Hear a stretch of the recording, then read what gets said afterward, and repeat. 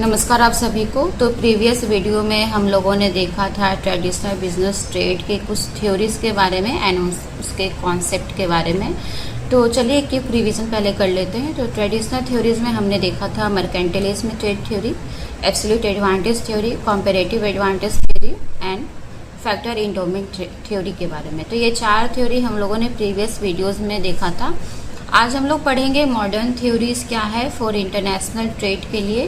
पहला है Leontief paradox theory, second product life cycle theory, new trade theory, Porter's diamond theory. तो ये चार थ्योरी जो है हम लोग मॉडर्न थ्योरी में पढ़ाई करेंगे। तो चलिए शुरू करते हैं। तो लियोन्टिफ पैराडॉक्स थ्योरी क्या है? वेस्ली लियोन्टिफ ने 1973 में इस थ्योरी के बारे में बताया था, जो कि बताता है कि आफ्टर फाइंडिंग कॉन्ट्राडिक्टिंग इन फैक्टर इंडोमेंट थ्योरी, मतलब कि जो भी हमारा फैक्टर इंडोमेंट थ्योरी बताया गया था उसको कॉन्ट्राडिक्ट करते हुए इन्होंने बोला था कि more focus on economic benefits. तो जो हमारे इकोनॉमी के लिए अच्छा है हमको वो काम करना चाहिए ना। अगर हमारे पास लेबर बहुत ज़्यादा है एंड हम लेबर को इंपोर्ट करने लगे एंड मान लीजिए अमेरिका है और वो बहुत सारा इंपोर्ट कर रहा है तो उसका इकोनॉमिक क्लैप्स भी कर सकता है। इसलिए हमको जो ज़्यादा इफ़िशियंट हो और जो ज़्यादा हमारे इकोनॉमी के लिए इफ़िशियंट हो, इफ़ेक्टिव हो, हमें वो चीज़ पे फोकस करना चाहिए। तो ये होता है लियोन्टिफ पैराडॉक्स थ्योरी। की पॉइंट है more focus on economic benefit. Second है हमारा मॉडर्न थ्योरी में प्रोडक्ट लाइफ साइकिल थ्योरी। हम लोगों ने इसको ऑलरेडी पढ़ा हुआ है यूनिट 6 के अंदर कि PLC क्या होता है। रेमंड बर्नर ने 1960s में दिया है। प्रोडक्ट लाइफ साइकिल के 4 स्टेजेस होते हैं। पहला है introduction, second one is growth and third है मैच्योरिटी एंड 4 होता है डिक्लाइन। तो इस थ्योरी में बताया गया है जो इंट्रोडक्शन स्टेज होता है वो इनोवेटर्स होते हैं। जो भी नए प्रोडक्ट को मार्केट में लॉन्च करते हैं, इंट्रोड्यूस करते हैं, वो इनोवेटर्स कहलाते हैं। तो इसमें ये इस चीज़ के बारे में बताया गया है। हमारा जो नेक्स्ट है वो है न्यू ट्रेड थ्योरी। ये दिया गया था पॉल क्रोगमैन के थ्रू 1980s में। About some of the necessary factor a country having one of those factors can become as exporter necessary factors. तो इन्होंने बताया था कि एक फैक्टर होना चाहिए आपका एक्सपोर्ट बनने के लिए। तो उनमें से जो 3 है वो है इकोनॉमिक ऑफ सेल्स, आपका सेल कैसा है, प्रोडक्ट डिफरेंशिएशन और प्रोडक्ट से आपका प्रोडक्ट के क्या भिन्नताएं हैं, फर्स्ट मूवर एडवांटेज। तो ये होता है न्यू ट्रेड थ्योरी जिन्होंने फोकस किया था एक्सपोर्टर्स के क्या नेसेसरी फैक्टर्स होने चाहिए, given by Paul Krugman in 1980s। उसके बाद हमारा लास्ट है पॉर्टर्स डायमंड थ्योरी। ये दिया गया था माइकल पॉर्टर के थ्रू 1990। पॉर्टर्स हमारे मैनेजमेंट में बहुत इंपॉर्टेंट नाम है। तो इनसे जुड़े जो भी थ्योरी हैं, जो भी कॉन्सेप्ट हैं, आप हमेशा याद रखिए क्योंकि ये एग्ज़ाम में ज़रूर आता है और ये मैनेजमेंट के बहुत इंपॉर्टेंट ह्यूमन है। तो माइकल पॉर्टर 1990 में दिया गया था पॉर्टर्स डायमंड थ्योरी। और इनके जो बुक का नाम था वो the competitive advantage of nations, the competitive advantage also known as the competitive advantage of nation. तो इनको थ्योरी के इनके बुक के नाम से भी जाना जाता है the competitive advantage of Nations. तो इन्होंने क्या बताया था नेशनल एडवांटेज ट्रेड थ्योरी के बारे में, explain factor that are available to nations. तो कुछ उन्होंने फैक्टर्स बताया था जो हमारे नेशंस के लिए, राष्ट्र के लिए उपयोगी है। जो 4 फैक्टर्स होते हैं।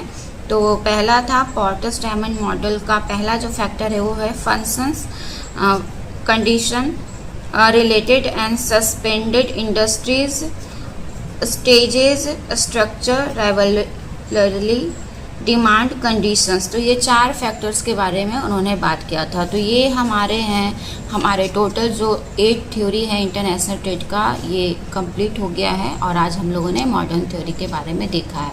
तो इसको आप बहुत अच्छे से रिवाइज कीजिए क्योंकि एग्ज़ाम में एक ना एक थ्योरी तो आपको देखने को ज़रूर मिल जाएगा इस बार भी। अब हम लोग देखेंगे FDI क्या होता है, फॉरेन डायरेक्ट इन्वेस्टमेंट। तो हम लोग एक एफडीआई एंड पीडीआई देखेंगे, पोर्टफोलियो डायरेक्ट इन्वेस्टमेंट। तो ये दोनों में बच्चों को बहुत ज़्यादा कन्फ्यूज़न होता है कि FDI and portfolio direct investment क्या है। तो चलिए देखते हैं। तो FDI made by a firm और individual in one country into business interest located in another country. मतलब वो एक इन्वेस्टमेंट है जो कि आपका बिजनेस तो एक कंट्री में है, लेकिन आपने इन्वेस्टमेंट क्या किया है, अलग अलग कंट्रीज़ के बिजनेस में आपने इन्वेस्ट कर रखा है।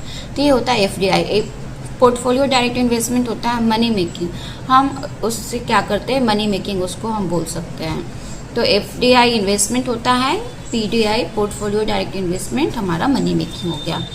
Active investment strategy because the investment is directly made in a foreign country. FDI is considered a growth engine in developing country. तो जो भी कंट्रीज का बिजनेस है, अगर वो अदर फॉर्म में अगर वो इन्वेस्ट करते हैं तो वो कंट्री के इकोनॉमी के लिए भी बहुत अच्छा होता है। It is significant for developing countries as they require more for growth and development. FDI invest is considered as a difficult investment as it comes more risk and red tapism rules and regulation. तो जब हम FDI को invest करते हैं, तो FDI मतलब other countries में अगर इन्वेस्टमेंट करते हैं तो कुछ बहुत सारे रूल्स रेगुलेशंस को हमको फॉलो करना होता है। Sometimes it may be difficult to invest in other countries. तो जैसे कि अगर हमको इन्वेस्ट करना है अमेरिकन कंपनीज़ में, तो अमेरिका की जो भी नॉर्म्स एंड पॉलिसीज़ हैं उसको हमको बहुत अच्छे से फॉलो करना होता है। कभी कभी ये रेड टेपिज्म बोलते हैं। रेड टेपिज का मतलब होता है रूल्स एंड रेगुलेशन जो होती है, बहुत ज़्यादा सख्त नियम को पालन करना होता है ना। तो ये होता है एफडीआई। सेकेंड ऑर्गेनाइजेशन जो है the organisations of economic corporation and development, OECD। तो जो भी ऑर्गेनाइजेशन है रिलेटेड टू इंटरनेशनल ट्रेड, ये भी बहुत इंपॉर्टेंट है और ये भी हमारा PYQ में आ चुका है। तो लेट्स सी क्या है। तो OECD the organisation of economic corporation and development control as within 10% or more of the business that make foreign direct investment are often called multinational corporation और मल्टीनेशनल एंटरप्राइजेस। तो जब हम 10% से ज़्यादा अगर किसी कंपनी में इन्वेस्ट करते हैं तो उसको MNC या फिर MNE बोलते हैं, मल्टीनेशनल कॉर्पोरेशन या multinational enterprises. And MNE may make a DI by creating a new foreign enterprises which is called a greenfield investment। तो जब मल्टीनेशनल एंटरप्राइजेज अगर एकदम न्यू फॉर्म में अगर इन्वेस्ट करिए, एक नया क्रिएट करिए बिजनेस को और उसमें इन्वेस्ट करिए फॉरेन कंट्री में, तो वो कहलाता है ग्रीनफील्ड। जब हम पुराने कंपनीज को एक्वायर कर लेते हैं तो वो कहलाता है ब्राउनफील्ड इन्वेस्टमेंट। तो ग्रीन फील्ड्स हम समझ सकते हैं, ग्रीन मीन्स ग्रीनरीज, जब हम खेत में लगाते हैं अनाज को, है ना, तो बिल्कुल वो फ्रेश है, बिल्कुल नया है, तो उससे हम ग्रीन फील्ड रखेंगे। कि जब हम न्यू इन्वेस्टमेंट करते हैं, है ना, क्रिएट करते हैं न्यू फॉरेन एंटरप्राइजेस को, तो वो कहलाता है ग्रीन फील्ड इन्वेस्टमेंट। एंड जब हम अक्वायर कर लेते हैं ओल्डर वन, तो वो कहलाता है brown field investment. FDI entry routes into India 3 categories में। तो कैसे कर सकते हैं हम लोग? ऑटोमेटिक रूट होता है, गवर्नमेंट रूट होता है, गवर्नमेंट प्लस ऑटोमेटिक रूट होती है। तो एक तो होता है कि हम डायरेक्ट आकर अपना इन्वेस्टमेंट कर लें, दूसरा होता है गवर्नमेंट के कुछ रूल्स होते हैं which you have to follow. तो ये होता है गवर्नमेंट रूल्स एंड कुछ मिक्स होता है government rules and automatic rules. तो ये है 3 ways to entry routes into India FDI के लिए। तो जो भी अदर कंट्रीज की कंपनी अगर चाहती है इंडिया में इन्वेस्ट करना एफडीआई फॉरेन डायरेक्ट इन्वेस्टमेंट, तो वो इन तीनों रूल्स के थ्रू इन्वेस्टमेंट कर सकती है। कुछ प्रोहिबिटेड सेक्टर्स होते हैं इन एफडीआई में। तो लॉटरी बिजनेस जो भी है, गवर्नमेंट, प्राइवेट, ऑनलाइन, किसी भी सेक्टर का वो प्रोहिबिटेड है। Gambling and betting, casinos, chit funds, Nidhi company, trading in international finance corporation, real estate business और constructions of farm house, manufacturing of cigars, sectors not open to private sectors investment, atomic energy, railway operations. तो ये कुछ sectors हैं जो कि private sectors के लिए open नहीं है टू डायरेक्ट इन्वेस्टमेंट, तो ये सारी प्रोहिबिटेड सेक्टर्स हैं। Factors affecting the flow of FDI, tariff and rates will affect the flow because the flows will be more to the tax havens and low tariff countries. In international investment, political and country risk is important as the instability of government can create a situation which will hardly hit the business. तो कुछ government के कुछ